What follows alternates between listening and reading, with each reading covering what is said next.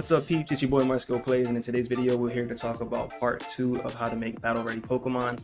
If you haven't seen the first video on EV training, it'll be right up there. Please sure to check it out. But in this video we will be talking about IVs. I will be explaining to you what they are and why they are important and how to get them perfect on your Pokemon so that they can be battle ready. But before we hop into that, guys, if you're new to the channel, welcome. Be sure to smash that subscribe button and drop a like if you want to see more videos like this in the future. And while you're here, let me know what Pokemon you're currently training at the moment down below in the comments. Okay, to start off the video, we're going to talk about what IVs are. IVs stand for inherited values. Basically, they're like your Pokemon's genes. When you get access to the judge feature after you beat the game, you can press the plus button on your right Joy-Con, right here, like so. And you can see that your IVs, your stats all have a rating. Your Pokemon's IVs can be a random number between 0 and 31. And that range has a rating system to let you know what your Pokemon stats are. Think of these as an extra stat boost for your Pokemon's EVs. And the ratings are as follows, right over here, with no good being 0, decent being 1 through 15, pretty good being 16 through 25, very good 26 through 29, fantastic 30, and best 31. When you're making your team, you want to make sure that your Pokemon are given the right IVs to maximize their potential in battle. For example, if I was making a trick room team, I would make sure that my Pokemon speed stat is no good, has a no good rating for IVs.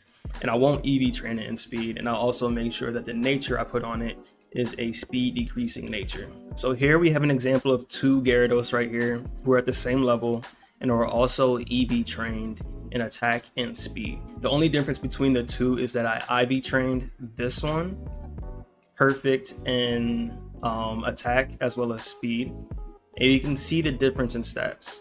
The Gyarados that I have hyper trained in all stats has a better overall stats compared to this one who is not hyper trained. The only stat that's not better between the two is special attack, and that's because I have a nature that has a decreasing special attack attribute to it.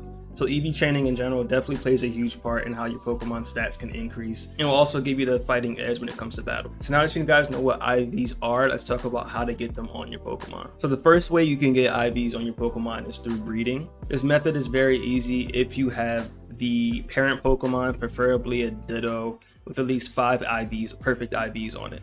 If you make that perfect IV Pokemon hold the Destiny Knot, you can pass on at least 5 of those IVs towards the offspring. If you don't have the Destiny Knot, you can purchase it at the Delibird store, but if you don't use it at all, you can only pass on a maximum of 3 IVs. The rest will be at random. If you don't have a 5 IV Ditto, I recommend looking for 6-star raids.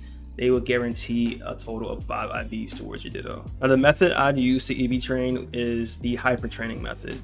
If you go to the Delibird present store and go into general goods, you can buy bottle caps for $20,000. You can also get them through raids, so if you don't have the money to purchase them, I would recommend doing some 5-star raids and hopefully you get some bottle caps. Bottle caps in those raids can drop the regular bottle caps as well as the gold bottle caps. Once you get your bottle caps, gold or regular, you can head to this Pokemon Center right here, Montanavera. And right behind this Pokemon Center, you can talk to this NPC that has the Abomasnow. And if you give him bottle caps, you can hyper train one stat at a time. And if you have a gold bottle cap, you can hyper train your entire stat line for your Pokemon. Once you select your Pokemon, you can hyper train any stat you want right here. If it has a crown, that means that this stat is already at the max it can be. But if you hyper train it, it's the same as having a best stat. So if you want to make sure that your Pokemon's fully maxed out on whatever stat you want, just select them and go on from there. And guys, that's pretty much it. That's how you train your Pokemon's IVs. If you like the video, be sure to drop a like. It really does help. If you want to see more videos like this in the future, be sure to subscribe. Thank you guys so much for watching. Peace and peace out. Next video will be on natures.